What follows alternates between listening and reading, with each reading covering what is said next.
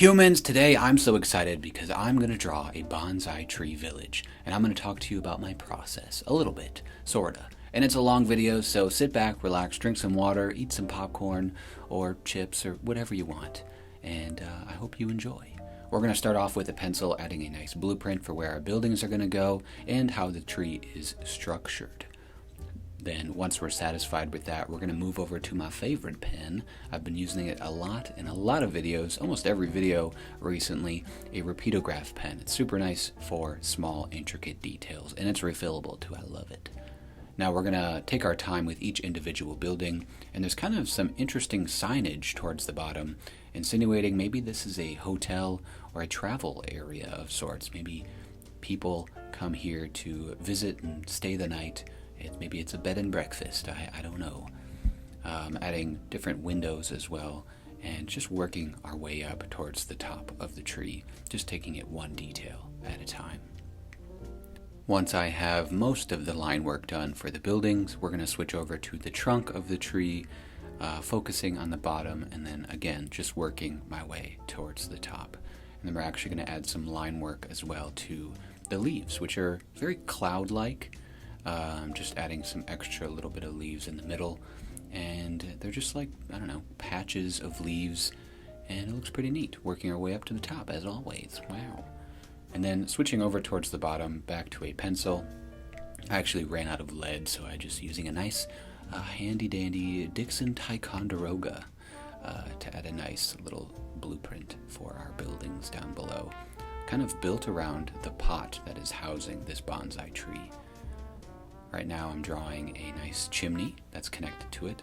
I like to think that there's buildings outside of the pot, as well as the pot itself is actually a building, so there's some sort of interior in there. Maybe down the road, if you'd like to see the interior of this tree, let me know. Maybe I'll add a second part to this video.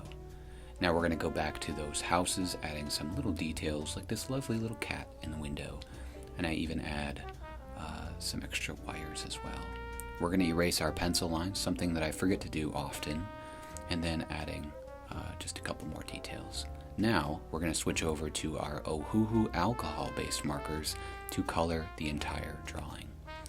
As you know, I recently found these markers. Ohuhu sent me them a while ago to use in a video, and I have just stuck with them for so long that I just absolutely love them. And before this, I didn't actually color a lot of my drawings, but now that I'm feeling pretty confident and comfortable with these, I like to experiment and try new things, and it makes me happy, so I'm going to try it. Now we're going to switch over to the leaves, a nice yellowish green color. Just for the base, we're going to actually add a few other shades of green to these as well.